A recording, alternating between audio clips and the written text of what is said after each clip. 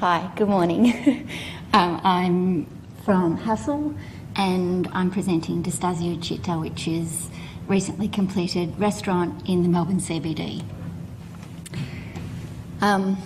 Going back to what we were faced with initially, it was a cold shell within a residential, the retail tenancy within a residential apartment building. Everything was wrapped and clad in aluminium.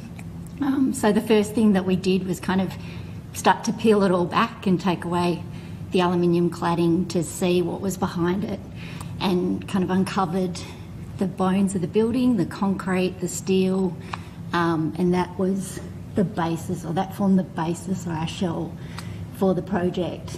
One of the challenges that we had with the site was that there's actually a narrow corridor along the facade that was pretty much useless as part of the restaurant space. It was very hard to service, and so it was an ideal spot for the toilets.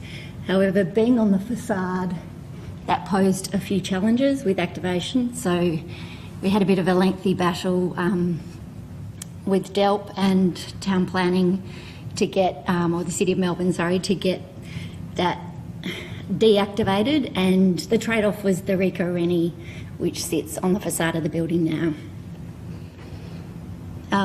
The process for design was unusual. It was no precedence, no drawings, and everything was really going to start with modelling. So we started with a series of maquettes and little models at a smaller scale, and then we moved onto site. We had a whole lot of chipboard and a whole lot of cardboard, and we literally modelled everything at 1:1. And so this is the beginnings of the entry vestibule, and then on site when we started to model up. And you'll see in some of the photographs that this actually changed, because once we started to look at it on site, we weren't so happy with the off balance and it started to look a bit not quite right. But it was a really fun process. The chandeliers, I mean, we literally did everything at 1:1. This is a photograph of the chandeliers made out of cardboard. Before we sealed up the ceiling and got the structure in, we had to place the chandeliers on site, and the chandeliers themselves came from Europe, were taken apart into 1 million pieces and then brought over and lovingly placed back together on site. There was a definite drive to make all the furniture, other than the chandeliers, all the furniture and all the finishes were locally sourced. So all the furniture was manufactured here in Melbourne, and the floor finish, the wall finishes, everything was done here. And this is the terrazzo floor, which was a really traditional terrazzo. So no concrete tucks, no tiles, 2 old guys with a little old hand mixer, and the stones and the aggregate were all sourced from Shepparton. It meant that the floor itself took a total of about 6 to 8 weeks to do, which was a pretty lengthy thing on site. The entry vestibule is really about transforming you from the outside space to the inside space. So you tunnel down through this space, there's an air curtain that blows air on you to kind of change the temperature, and it's really a feeling of compression. And then you arrive into the restaurant and the 6-metre high ceilings are really lofty and high, so it's a transition from the outside to in. The bar itself is very high, and that was intentional, and there's nothing on the back wall behind the bar other than a little snippet of what the action is. It's the coffee machine, so there's just, everything's quite controlled, and all the mess is hidden on the front face of the bar so that you don't see it.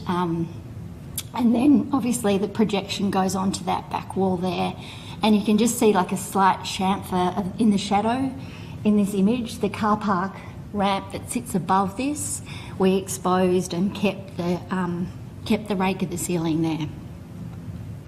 And the walls are devoid of anything, no light switches, no temperature sensors, no security cameras. We integrated all of our speakers into the window frames, and then they're just lovingly polished with the stucco finish throughout. A little snippet looking back towards the bathrooms from the entry. And the toilets. So we put our toilets through this narrow corridor, and we had, as a bit of a compliance thing, but also something that was quite practical, we had auto sliders everywhere.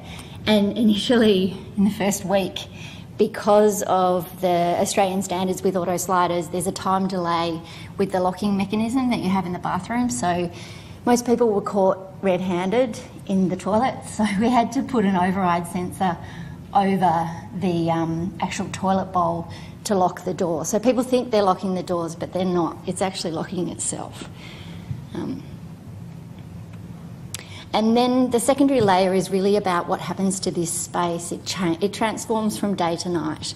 So this is the entry vestibule at night, and it's very theatrical at night. The colours really change. It's quite cool and blue during the day, and then when you go there in the evening, it really comes alive with the projections and the lighting.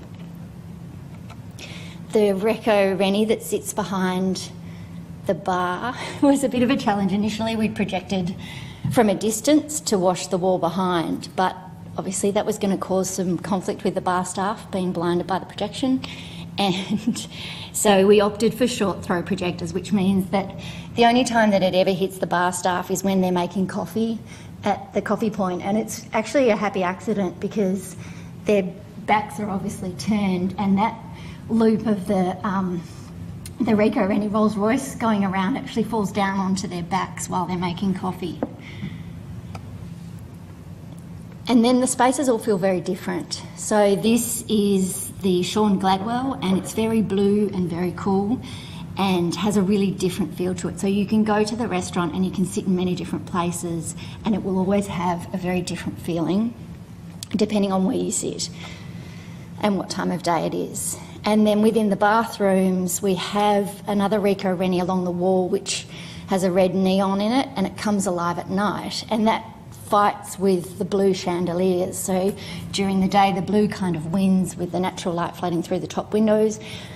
But at night time, the red red neon starts to take over in that area. And just looking back from the entry to the chandeliers.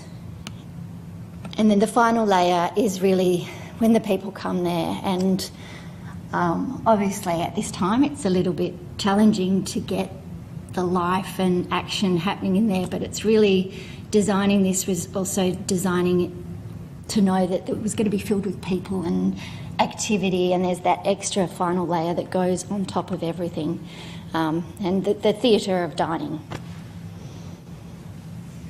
And that's it from me.